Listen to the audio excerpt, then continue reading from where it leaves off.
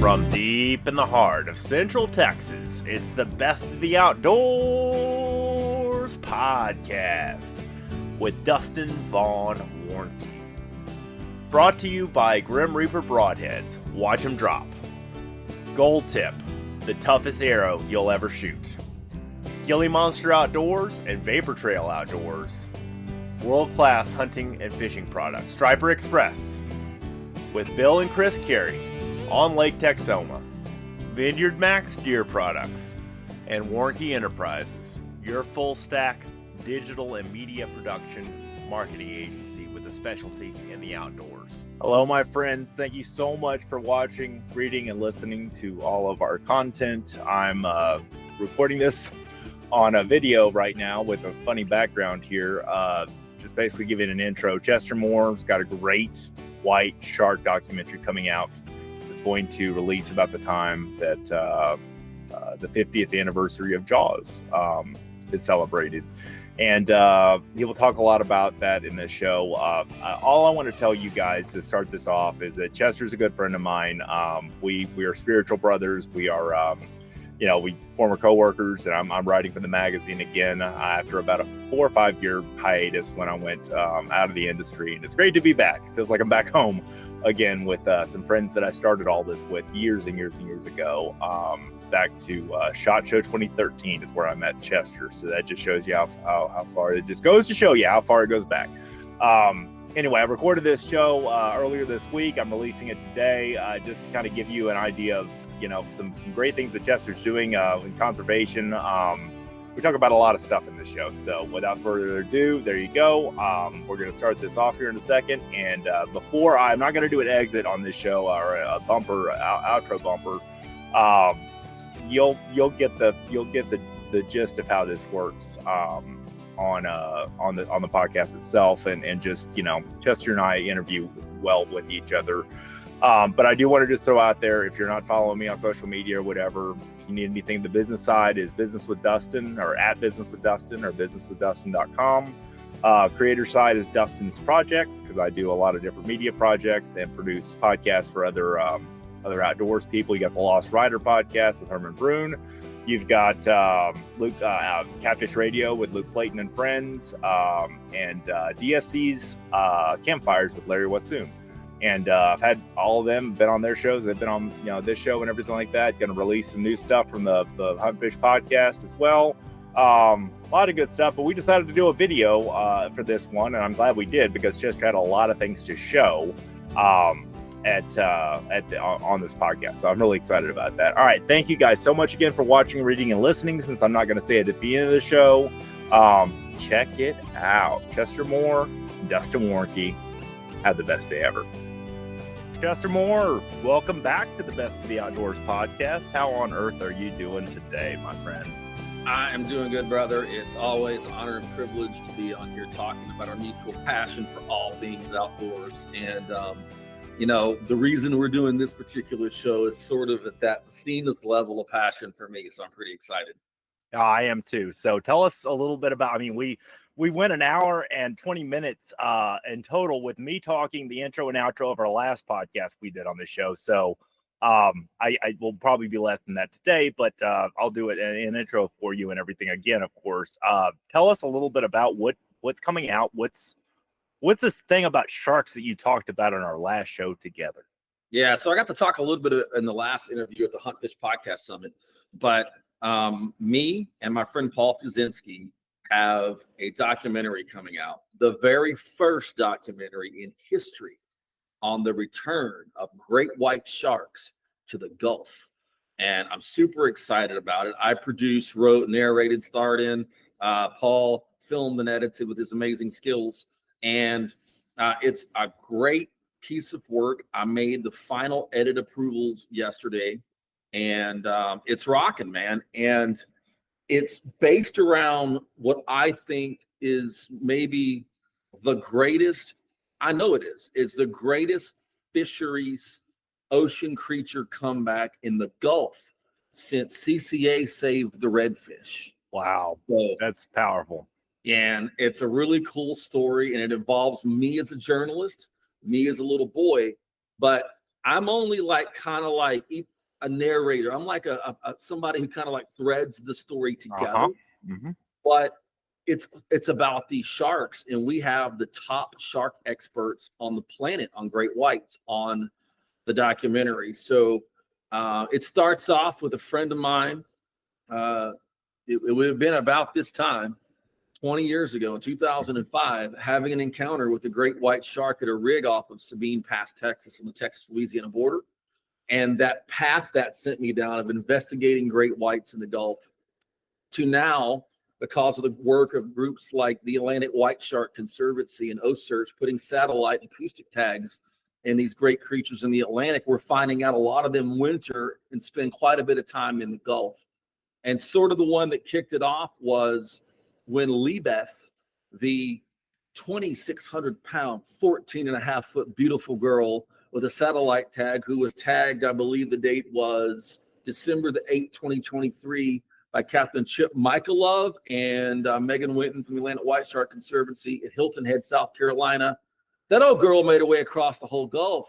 And by February the 26th of 2024, she was 100 yards from the beach at South Padre. Wow. That is the first great white shark documented with a tag making it that far into the Western Gulf. OSearch had one that popped up about 130 miles out off of the Galveston sort of area further out, but which was really cool back in 2021. But this one not only came to South Padre, did what no other known great white had ever done, went down into the waters of Mexico in the Gulf, and then took a trip that went up the Texas Gulf Coast, across Louisiana, then out into the Atlantic, eventually up to Nova Scotia, which was incredible. But that's a long trip, you know what I'm saying? As far as like, I mean, it's amazing to have this tech. And what was cool is I turned my friend Ryan, the Captain Ryan Warhola, who had that encounter. He's still a charter. He was 18 when he had this experience. He was an 18-year-old charter offshore captain. He's only like 38 years old now. And I text him that this shark popped up. Well, the morning she popped up at Sabine, where I'm at, he beat me to the punch. And he texted me a screenshot. He goes, just to think they thought we were crazy 20 years ago. She's about 5 miles on that ping from the rig that I saw the one at. So cool story. It's got a lot of heart, a lot of drama, a lot of cool stuff, and the latest scientific research on great whites. Before I ask my next question, I want to, when's the release date, first of all? So I need to make sure I get this podcast out. Sir. June the 21st. Okay, June the 21st. So we're in June when we're recording this. So that's great. Do you remember, Chester, one of our shows back in the day, the first, iteration of the Best of the Outdoors? We talked about things you may not, I forget exactly what the title of the show was, but things you may not know are in the Gulf. And the great white shark was one of them we talked about back then. Yeah. So correlate like how the film came together since that time. So I'm guessing we recorded that show, 2017, 2018? I can't remember. 2017, probably 2017. So and really, I got interested to at least have the knowledge that existed, in that form back then. That I did not know that. Like, things that we did not know. Like we talked about some other species like marlin and some other things like that. Fish and that kind of stuff. Yep. So, we refer here in Texas to the Gulf Coast as the third coast a lot of times. I fish all three coasts. I know you've got a lot of fishing experience all over the world, but just the fact that we're bringing awareness to this through both of our media channel, work and our circles of influence. My goal of this show with is to help you get the word out, but also to just spread the awareness of what's out there. One of the best questions you ever asked in your editorial articles for Texas Fish and Game was what's out there. Your radio show, everything like that. I mean, that's the most thing that brings me back. That's the most important thing that brings me back to the outdoors every time with a passion of discovery, And I think we're kind of curious. There's a moment like that in the documentary, and it goes back to childhood, like a lot of this stuff does. Mm-hmm. I saw my first shark, a live shark that was not in an aquarium. I saw my first shark I got to put my hand on and touch when I was 12 years old in Galveston on the 61st Street Pier. And me and my dad are out there fishing, and somebody next to us caught a bonnethead, which is a little like small cousin of the hammerhead. Mm-hmm. And it might as well have been a tiger shark. I mean, Yeah. I was like, oh, it was still either way. The difference was the same. Yeah. And I remember that night very specifically. And I'm like looking out on the moon's rising up over the Gulf, and me and my dad are there. And I say, Dad, do you think there are any great whites out here? And he goes, maybe, son. Well, you know, Maybe. if you've gone a straight line from that pier last February, early March, because she took a week or so, Lee Beth, the great white, would have rolled right across there about probably 40, 50 miles out. So it's a very important question to ask. And you tapped into this very quick, and I salute you for that. That the real story of the great whites return, there's an ecological win here of a species that was depleted up to 80% in the Atlantic basin, and we're in that Atlantic basin of the Northwestern Atlantic. That's amazing. There's great ecological benefits. But look, I can talk all day to the general public about speckled trout in the Gulf. I can mention marlin in the Gulf, and they might not know that's pretty cool. I can even get them in sharks. They're like, oh, that's pretty cool. But when I say great white shark, boom. And what it does is, I wrote an article in Texas Fish and Game. I'm the editor-in-chief, still by the grace of God. I'm love the right for Texas Fish and Game. Oh, I love it. I wrote an article called The Forgotten Sea about the Gulf.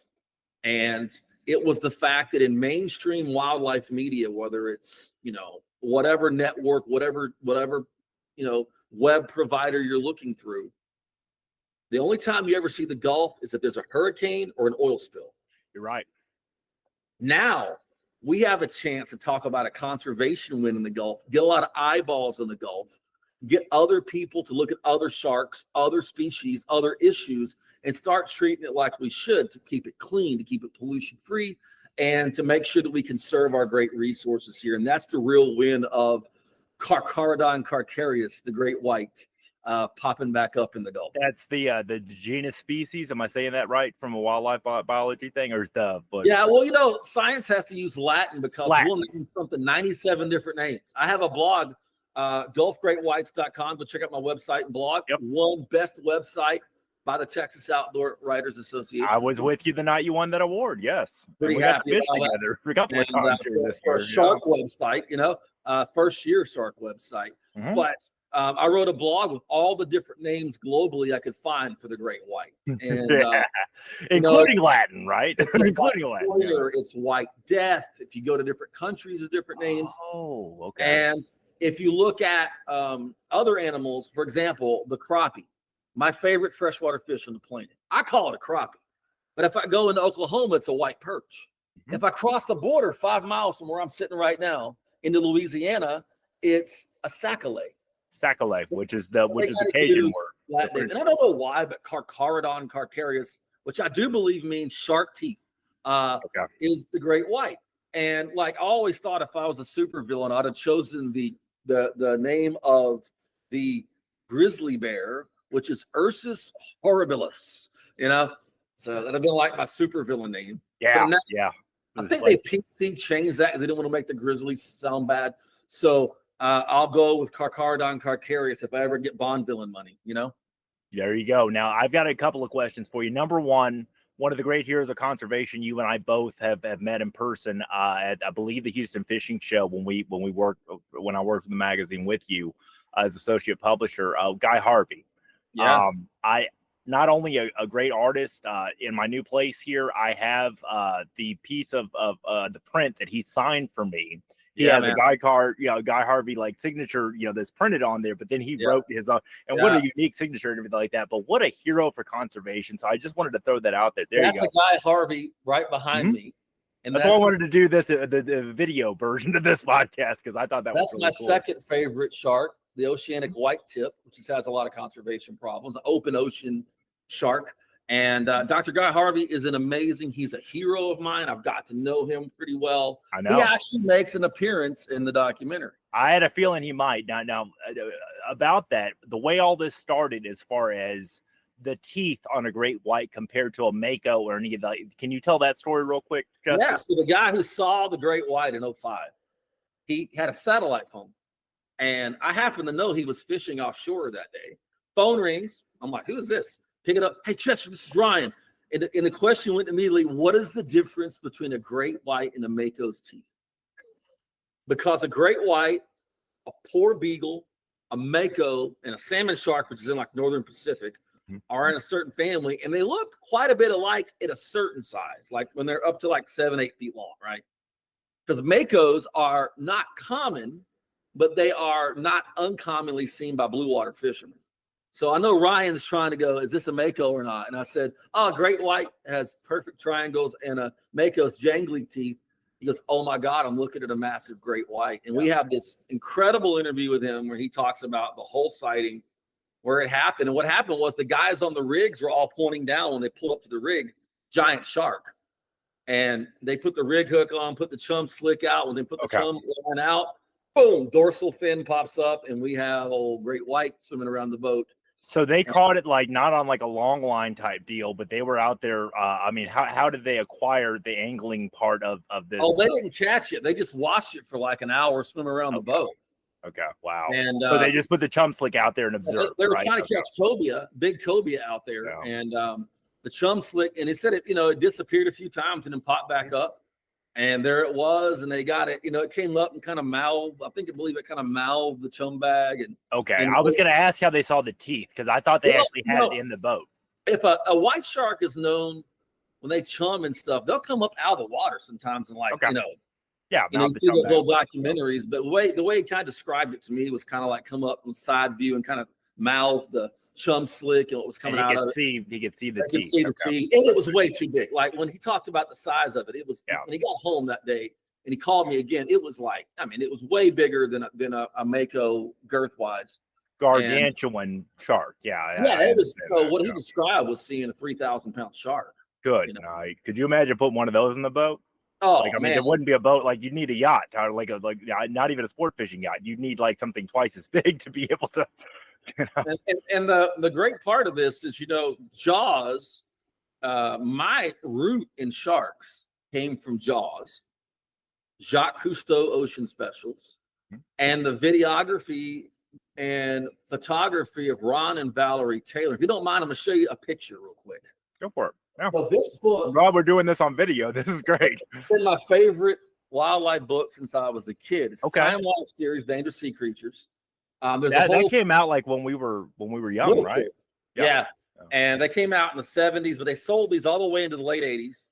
And I have a complete collection over here. And this is actually a Ron Taylor great white photo right here. How cool. But when I think great white, literally my mind goes to this one photo. And it's funny because I brought this book over to a friend's house, and my friend is not a real outdoorsy type guy, but he likes sharks and stuff. These are pretty cool. And he remembered this book. And I pulled the book out. He goes, is that the one with the picture? And tell me that is an epic. Oh my gosh. Tell me that is the greatest of all time. Yep. I get it. Yeah, that's part of it. So this book, I looked at this book as a kid hundreds of times. Is that the original that you had when you were a kid? No, I don't really. I don't have that one anymore. I ended up getting, when I was a teenager, I found one at a used resale shop, and so I picked it up. Now what I do is I go on every thrift store. I have alerts out for all of these Time Life Wild World of Animal books. Sure. And at our Wild Wishes program, we give kids copies of the books. That's great. And I have about 10 copies of this for shark lovers, and I'm going to try to buy every one that's in existence I can get a hold of for other kids. I'll be on the lookout on my eBay searches for you or anything like that. Yeah, man. Have an alert already set up. Yeah, but that had a huge impact on me, and it made the world seem awfully big. It took a kid from a lower middle income house here in Orange, Texas. I still live in Orange, Texas, and showed me that there are things that I could possibly do. I didn't know how I was going to get there, but I wanted to. I had such a burning heart for it. And that's part of the story too, is, we have this ministry where we bring the love of Christ to hurting children through wildlife encounters. We've been on shark encounters. We've been in shark cages with kids in an aquarium multiple times. It's really awesome. But part of what a message I'm trying to put across here is not every kid is going to be the quarterback. Not every kid is going to be the cheerleader. or in a church culture, the worship leader in the youth, right? There are kids in the back there. You know, our culture tells us if you're really beautiful, handsome, athletic, especially throw a ball, yeah. We talked about throw any kind of ball. Anything with a ball, you're good. Anything with a ball, you're famous, yeah. And the rest of us are trash. And then when they see these people when they get an injury, or that girl who was the beautiful influencer gets pregnant, can't lose her weight, she's a piece of trash now too. Yeah, she's throwing to the margins. Yep. So they throw you out there. Mm-hmm. So I'm trying to let people know one of the things is these kids that are like these other kids are just the regular people like us in the back. If this guy right here can have dreamed of seeing a great white from West Orange, Texas, in a little lower middle income house by a chemical refinery, and have been encountered great whites, I've cage dived with them in the Pacific. I've been with the Atlantic White Shark Conservancy. Very graciously took us out to do a drone study with them in the Atlantic. I've seen great whites in the Atlantic and the Pacific. Anybody can do it. And I think a lot of these kids will latch on to that conservation message in a great way. So I have 3 of the kids in our program in the documentary. That's amazing. I wasn't going to do, I hate this where it's like, you always have this guys like on these hunting and fishing documentaries and stuff, or an ocean documentary. We need to stoke the fires of the next generation. And no one in the thing's under 40. Yeah, exactly. What are you doing in this film to showcase that? I have that same problem, you know, and really it's just like, if you're going to advocate for that, you better show up with some ammo for the rifle. You know what I'm saying? Like, if you're going to advocate that you're going to be like, we need this you are the beacon of hope, I think, in a lot of ways for the future of the outdoor industry. As far as one of the beacons of hope out there, as far as Christ Kids and Critters, you're giving kids the chance that they wouldn't have otherwise if you hadn't put all the blood, sweat, and tears into your ministry work and your wildlife conservancy, conservation work. And like, that's what I honor you for. You've always been my hero, even before we ever started working together. But I mean, I don't say that like lip service because you're a guest on this podcast again. But I mean, seriously. I know you give all the glory to God, but I mean, I'm just sitting there going, you've got the heart that we need more Chester Moores in this world, you know? Well, man, thank you. That touches my heart, man. I want to help people, not just kids, people. But same here. Kids are my main focus. And so we got 3, we don't just work with kids that have necessarily horrible trauma. That's our focus. But we also have some kids that have wildlife interests we do mentoring with. And we got a couple of those kids. It's the coolest setup of kids. A girl named Erica Shea, a girl named Marina, who's now a first-year marine biology student. You talked about her before, yeah, on the other podcast, yeah. Did we freeze? Yeah, and then a kid named and Riz in the documentary, and it's so they're all part of this story. And when you hear the shark scientists talking that I interview, 2 of them go directly to being a kid and the important part of it, and Jaws and seeing a shark for the first time. So it's a shared story about something that's magnificent. And I want to let everyone know that, they can do great things for wildlife. They can do great things for sharks and for the ocean. And for those families that are watching, and you may have a kid that struggles, but man, they love sharks. They love the ocean. Please connect them with us and what we're doing. Connect them with what we're going to do with this documentary. Come to our event June 21st in Port Arthur, Texas at the Museum of the Gulf Coast. It's free, 10 to 2. And man, you're going to get to meet me, hang out with Paul Swizinski as well. He's going to be there. All 3 of the kids are going to be there. Free shark events. I'm even going to have a Megalodon booth set up. Oh, that's going to be so cool. Yeah. So that's going to be kids love the Megalodon. And I got some like some stuff about Megalodons and some pictures. We're going to set up a table for him with a Megalodon. Megalodon. Oh, I love it. I'm going to try to get Jackson down there. I'll got to see if that's one of the weekends I have, because, I got pictures. I think I told you this privately over the phone or over text message. I've got pictures of me watching watching Jackson watch you, basically like just pictures of Jackson watching you that I'm taking from my vantage point when you're presenting at the TOWA, the Texas Outdoor Writers Association thing. And it was just like, he was like, I just let it happen. I just saw the sparkle in his eyes once you started talking about sharks. I didn't tell him much. I wanted to be kind of like that youthful discovery thing at 15 years old that I had, about the outdoors. And my dad would always joke around that I love fishing so much that he gave me a glass of iced tea and told me that there was a fish in there. I would find a way to catch it, I caught my first fish when I was 2 years old out of a minnow bucket. You know what I'm saying? So technically I caught my first, my dad always tried to make it like relatable and fun, and you do the same thing with the kids in your life, certainly with your daughter as well. Yeah, it's funny about my daughter Faith because she's oddly enough a late bloomer on really being into wildlife, but she is, and she never had too much of a shark interest until this Leebeth shark popped up, and I got her to she downloaded the Sharktivity app, which I highly recommend from the Land at White Shark. Sharktivity, okay, that's good to know. And then download Shark Tracker from OSearch, and my daughter is like all about these AWSC sharks because she found a couple of them's names. And and what was cool is one of the sharks that was named on their database that she followed popped up in front of us in Cape Cod while we were there. Wow. So that's good timing. He freaked out. And now I have a blog up at gulfgreatwhites.com. Leebeth, her battery died on the satellite tag. They had an issue. They got her up to Nova Scotia, but see, they also have acoustic tags, and they're all around the oceans. I've learned this. There are these acoustic stations that when these tags come by, it sends a signal. And they can last up to 10 years.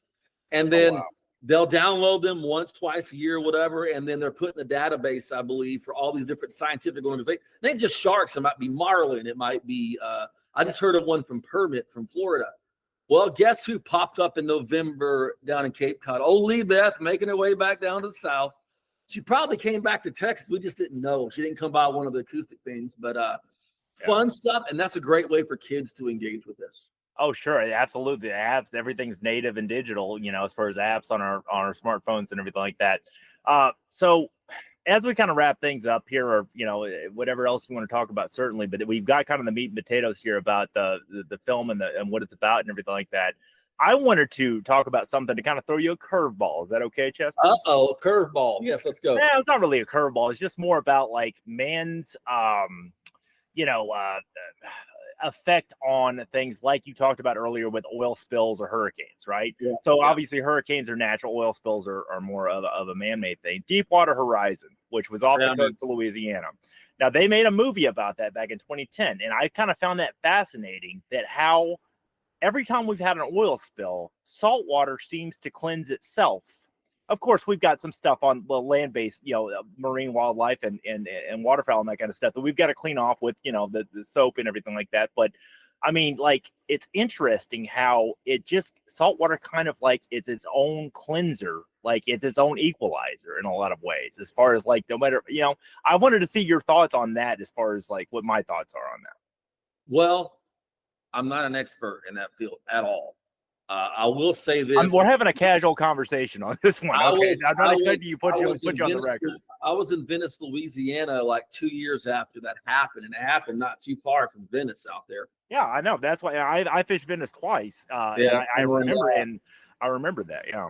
And so I was kind of there in the aftermath of it, and it goes back to what I said. The Gulf doesn't get attention unless it's an oil spill or a hurricane. Or a hurricane, yeah.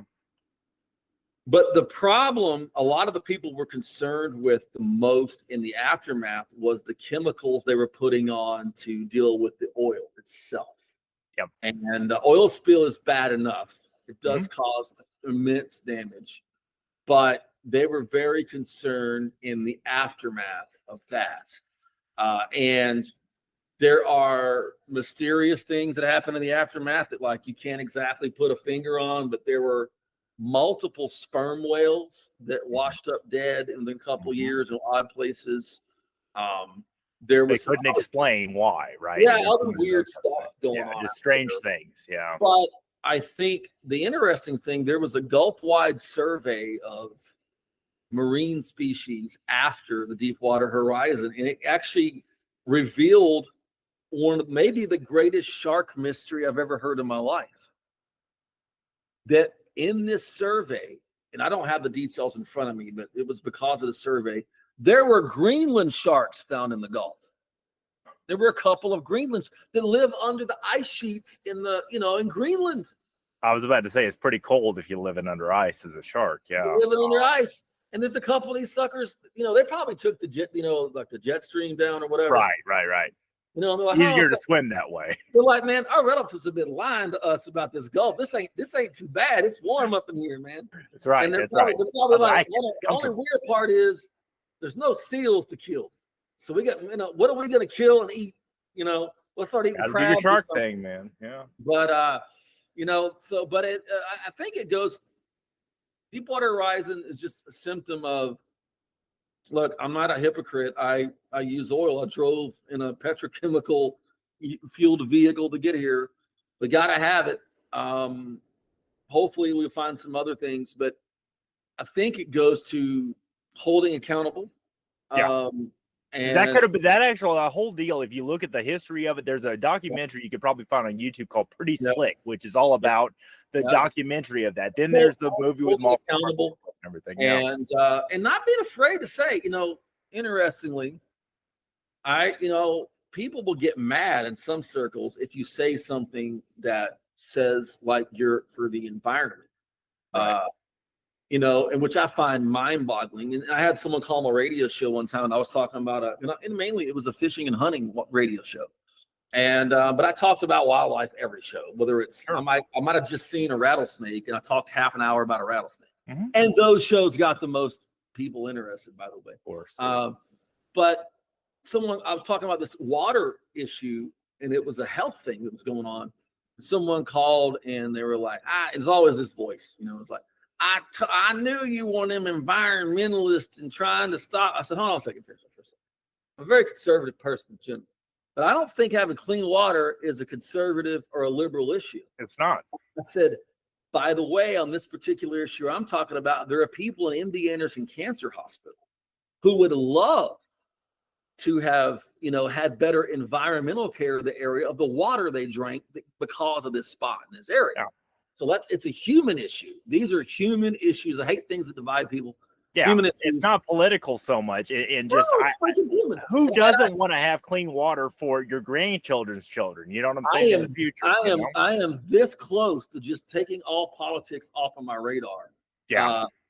Because of the ludicrous nature of it. Of course, I always vote, but like it gets crazy. But I think that with this great white shark thing in return, it's a great chance to put a positive look at the Gulf, mm-hmm. but also a concerned look. Let's take the mistakes of the past and move to the future. Right. Keep things clean, not destroy our fisheries. Great whites were protected from harvest in 1997. And the problem with great whites is it takes them 25 to 30 years to be sexually mature. Yeah.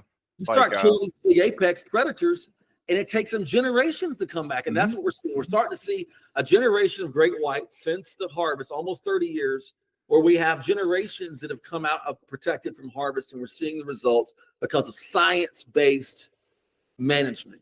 And that's what I promote, science-based management of fisheries and wildlife. And hey, I fish. I love fishing. Yeah. Sure, I did too. I'll fish with you. We fished together a few times now. So yeah. It's illegal to harvest a great white, but I would love to be reeling in like a tuna. Yeah, sure. And a big great white come up and eat that. So I'd be thank you. I won't take my another tuna. I'm happy. My day has been made. I saw a giant great white shark on the line. But it's a good thing, and I highly, if you can, come out to the event. And make sure and check out, it'll be on the Chester Moore Wildlife Journalist Investigator YouTube channel. We put a lot of social stuff. Follow me at the Chester Moore on Instagram. Higher Calling Wildlife is Chester Moore Higher Calling Wildlife on Facebook. And my blog at highercalling.net and gulfgreatwhites.com. Absolutely. This is great. This has been a great, and really, it's funny how this interview worked because like I was mentioning Deepwater Horizon to try to get out of you like the environmentalist story and that kind of stuff, as far as like, no, I care about clean water. And that's exactly what you did. It's funny how we've interviewed each other so many times that we kind of like know what how to get it. It's a great, you always do great interviews, man. And it's interesting to me that, like I'm a person, I want clean water for everything, for my family, for me, for wildlife, for agriculture, all the things that we do out there. Well, and then you look at, where do solar panels go? Where does the wind energy stuff with the turbines from the wind turbines? Where do they go when they have to be disposed? So what is really clean energy? And that's one of the things I talk about with Herman Brune on the Lost Rider podcast that just recently launched. Like, he asked those questions to people who are, in power of those kind of things. Like, what, because nobody that really can answer that question well, as far as like, oh, this is sustainable clean energy, versus oil, which is kind of like, put in a different light and that kind of stuff. But I was just like, there's no easy answers to a lot of these questions, but really bringing to light to bring this all back home to, the Great White Shark, putting the Gulf Coast, the Third Coast, kind of more back on the map, as far as, really bringing it to more than just hurricanes and oil spills and that kind of stuff. I think that, you're doing this is incredible work, Chester. So my hat's off again to you. No, man, thank you. And I appreciate it, and, honestly, it was great working with Paul on this. He has such a great skill set for editing and filming, made it come to life in an incredible way. Really smart guy. And we've won several awards together on documentaries. Here at TOWA, we won for the Finding Hope in Yellowstone.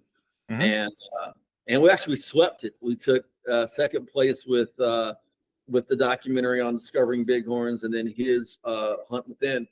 But I just got to salute people who were the forefathers of all this. You're right.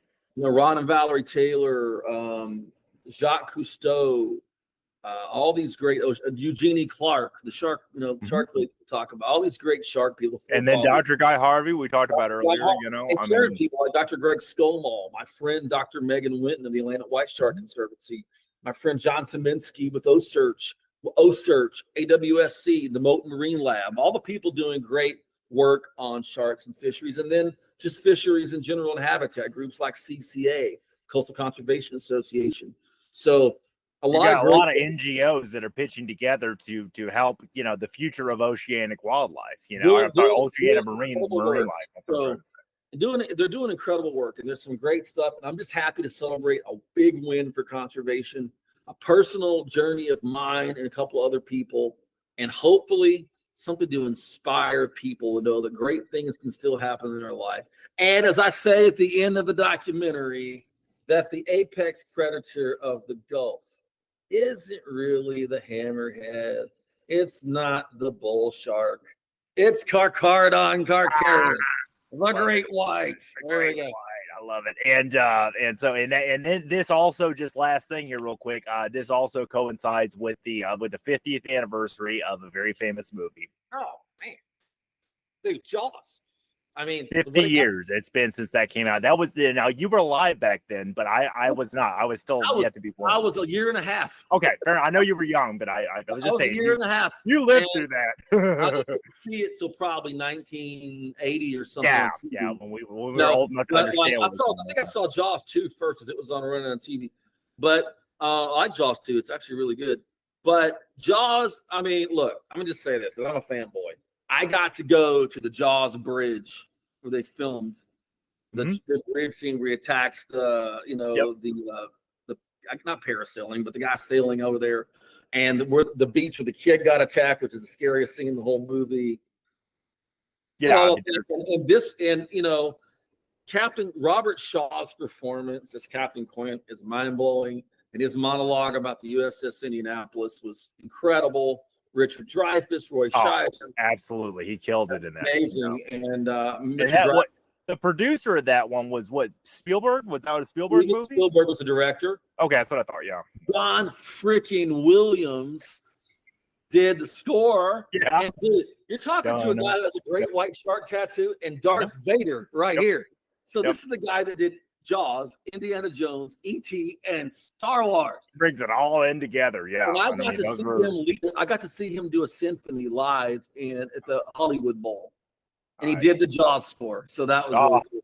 That's great. He did Star Wars, of course, but fun. And this is what you're smiling, I'm smiling, and we need more of this in our life. And this is what it's all about. It's a serious conservation issue. We're talking about absolutely. Yeah, but we talked about some serious stuff, but fun. This is all about. And I'll just kind of, as we part ways here for this particular show, I'm gonna leave you with a semi-poignant moment. It was fun. So me and Paul are done with our interviews with Atlantic White Shark Conservancy people. We've been out and I had one of the best days of my life looking at great white sharks in the Atlantic. And I'm not leaving here until I go across the ferry, like 45 minutes to Martha's Vineyard, Mm-hmm. And because they filmed Jaws in Martha's Vineyard. Oh, okay. I didn't know that. That's cool. And Amity is in Martha's Vineyard. And so we go there, and I go to the Jaws Bridge, and we go to this beach, and it was all really just like, there have been a few moments that have happened in my life where I almost felt like I was walking into my imagination as a kid. Like the moment I caught up with my imagination, like I was there, and that was one of those powerful moments. So here's where it hit me. Before we ever got to Martha's Vineyard, we're in Woods Hole in Massachusetts on Cape Cod. Beautiful, beautiful area. Great taco place I found there, and there's seals and stuff. It's like, it's freaking cool. And we're going across, and I happen to look behind me, and it says Oceanographic Institute, kind of hidden in the view. In Jaws, Captain Matt Hooper, Richard Dreyfuss' character, shows up on the scene and says, "I'm Matt Hooper from the Oceanographic Institute on the mainland. It's a real place." And I was leaving the mainland to go to Amity, where Jaws was filmed, and saw the real thing. It was very surreal, very cool. Whoa, very that is so neat, man. Yeah. And so when we went back, I went in. They had a little gift shop that was open for like 15 more minutes, and I got at least a shirt. They didn't have on my size. They had like a Oceanographic Institute shirt. You were a common size too. Gosh, anyway, yeah. So it was very cool, fun stuff, and that's what it's about, man. It's about having fun and supporting great conservation. Absolutely. And that's one thing that you've really lit my fire again, now that I've kind of entered back in the industry the last year, and, for business and creative work and everything. And I'm just so fired up, and you were one of the catalysts for that. And I just want to thank you again for all that you do to inspire and to give hope and purpose and meaning and significance to, really, when I think about you, what I think about Chester? I think about Chester is an advocate for those who can't speak for themselves. And that is our wildlife. That is our fisheries, I appreciate that, man, because that's so true. I mean, that's what really conservation is about, is advocating for those that can't, that have no voice. I was never the silent kid in class, but I was always the one. I was quite often the one that was getting marginalized, bullied at times, all those kind of things. So I understand those kids. I wasn't going to be the head, I wasn't going to be the football guy. I wasn't, I was a band guy, but yeah, I get what you're saying. I was a band guy. I started a metal band, so that was my. Yeah, I know you did that. These people, I'm going to start a metal band. Metallica's cooler than we don't have any trombones in the metal band. Yeah, man, come on. Slayer doesn't have a horn section, but anyway, look, it's for everybody, but in my heart, it's always for the ones sitting in the very back. That's who I'm always talking to. I love that. The ones that are on the margins, just like a very famous man that you and I both follow. Amen. So anyway, thank you again for your time, and looking forward to it, man. I'm going to try to make the event, encourage everybody to come and make the event. I really appreciate you spending some time with me today, man. Hey, it's always an honor. Thanks for taking some extra time to have me on the podcast. Great stuff. Thank you for being a good friend. Same here, buddy.